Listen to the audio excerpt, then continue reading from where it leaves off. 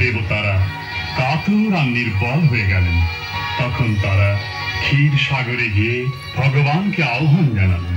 তখন ভগবান বরাহর রূপ ধারণ করে পরম পিতা ব্রহ্মার নাসিকা থেকে প্রকট হলেন।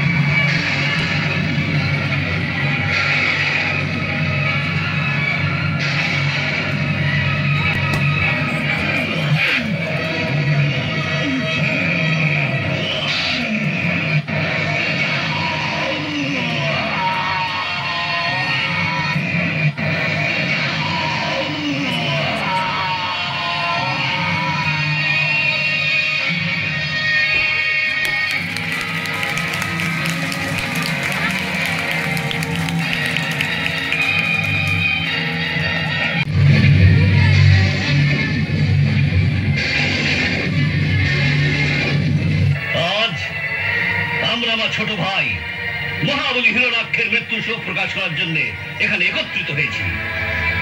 ইন্দ্রের ন্যায় ক্ষুদ্র শত্রুরা বীর শিরোমণি হিরণ্যাক্ষকে বিষ্ণুর হাতে হত্যা করিয়েছে, যার প্রতিশোধ আমাদের না কেবল বিষ্ণুর ওপর বরং সমস্ত দেবতার উপর নিতে হবে। আজ আমি সবার সামনে প্রতিজ্ঞা করছি, আমি আমার এই ত্রিশূল দিয়ে ওকে বধ করে আমার ভাইয়ের মৃত আত্মাকে সন্তৃপ্ত করব। পৃথিবীর ওপর যে মানবেরা তপস্যা, যজ্ঞ, ব্রত আর দান ইত্যাদি করছে, যার দ্বারা দেবতারা শক্তি পায়, যার জন্য বীর শিরোমণি হিরণ্যাক্ষ সমস্ত দরিদ্রকে জলের নিচে লুকিয়ে রেখেছিল, কিন্তু বরাহ রূপ ধারণ করে বিষ্ণু তাকে আবার বার করে এনেছে। তাই তোমরা সবাই এই মুহূর্তে পৃথিবীতে যাও আর সেখানে যারা তপস্যা, যজ্ঞ, ব্রত, দান ইত্যাদি করছে তাদের সকলকে নাশ করে দাও।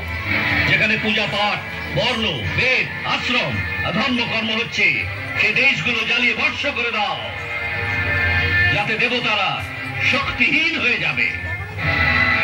আমি এই মুহূর্তে অসুর কুলগুরু শুক্রাচার্যের কাছে গিয়ে ওর কাছে সমস্ত দেবতাদের উপর বিজয় লাভের উপায় জিজ্ঞেস করছি। যাও আর মৃত্যু লোকে আতঙ্ক সৃষ্টি করো, যাও।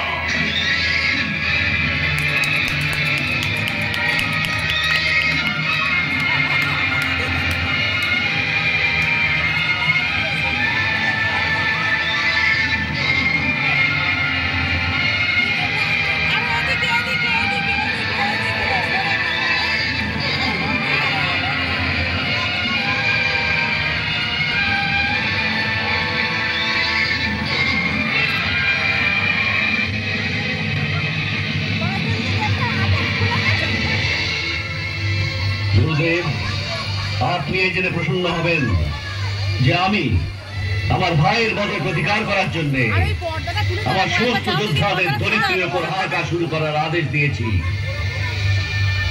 এখন আমি সমস্ত দেবতাদের নিস্তেজ করে ইন্দ্রের সাম্রাজ্যের উপর আমার অধিকার পেতে চাই। বলুন গুরুদেব, এই কার্যের সিদ্ধির জন্য শক্তি সঞ্চয় করার সাধন কি? রাজন, সংসারে শক্তি প্রাপ্তি করার কেবল একটি সাধন আছে, তপস্যা। কেবল তপস্যাই সমস্ত শক্তির উদ্গম স্থান। ইন্দ্র থেকে স্বয়ং ব্রহ্মা অব্দি সমস্ত দেবতা তপস্যার দ্বারাই শক্তি প্রাপ্ত করেন। তবে আমিও তপস্যা করব, আর এমন ঘোর তপস্যা যা আজ পর্যন্ত কেউ করেনি। আপনি আমায় মার্গদর্শন করান। রাজন, যদি আমার বলা মতো বিধিকে তুমি পুরোপুরি সম্পন্ন করো, তবে 3 লোকের তোমার চেয়ে শক্তিশালী আর কেউই হবে না। আমি মন, প্রাণ, কর্ম দিয়ে আপনার সব আজ্ঞা পালন করব।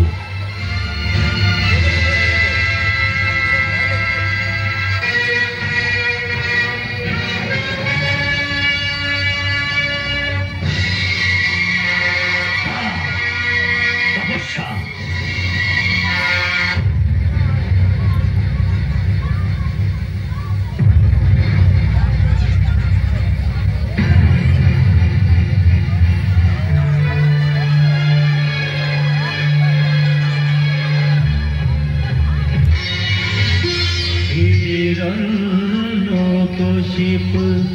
অতি যোগী রিপু জপ তপ আজ বিরাম করে, নিমেষ নিশেষ নিরন্তর শরণ ঈশ্বরী নাম করে।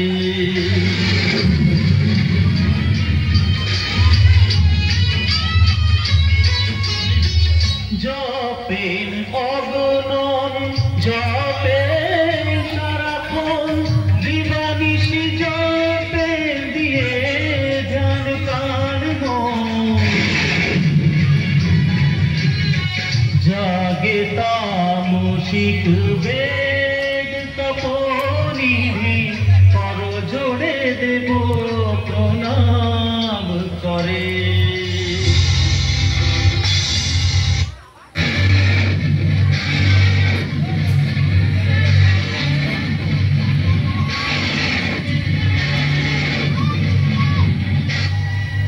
যখন তার তপস্যার অগ্নি শিখায় দেবলোক জ্বলতে লাগলো, তখন সব দেবতা বিচলিত হয়ে ব্রহ্মার কাছে গেলেন। হে পরম পিতা ব্রহ্মা, অসুররাজ হিরণ্যকশিপু মন্দ্রাচল পর্বতের ঘাটিতে অত্যন্ত কঠোর তপস্যা করছে। বলবিক আর খিচেরা তা সব মাস খেয়ে ফেলেছে। কেবল অস্থির মধ্যে অবস্থিত প্রাণের সাহায্যে সে ঘোর তপস্যা করছে। দেবতাদের শত বছর সে বিনা অন্নজল গ্রহণ করে ব্যতীত করেছে। এমন কঠোর তপস্যার অগ্নিকে সহ্য করা দেবতাদের শক্তিতে নেই প্রভু। কিছু নিরাকরণ করুন প্রভু। নিরাকরণ তো বরদান দিলেই হবে দেবগণ। বরদানের সাহায্যে সে আপনাদের সকলের বিনাশকারী বরদান চাইতে পারে। কিন্তু হে পিতামহ, যদি সে এই প্রকার তপস্যা করে যায়, তবে দৈব বিধান দ্বারা সে স্বয়ং ব্রহ্মপদ প্রাপ্ত করতে পারে। তবে তো খুবই অনর্থ হবে প্রভু। তাই শীঘ্র কোনো এমন উপায় বার করুন প্রভু, যাতে ওর এই তপস্যা এখনই সমাপ্ত হয়ে যায়। এবারস্তু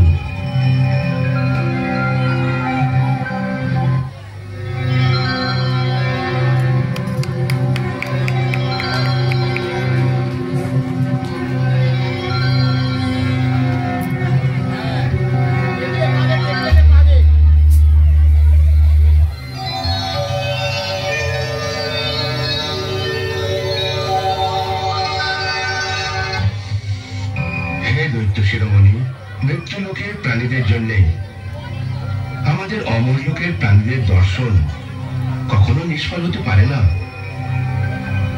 তাই যা ইচ্ছা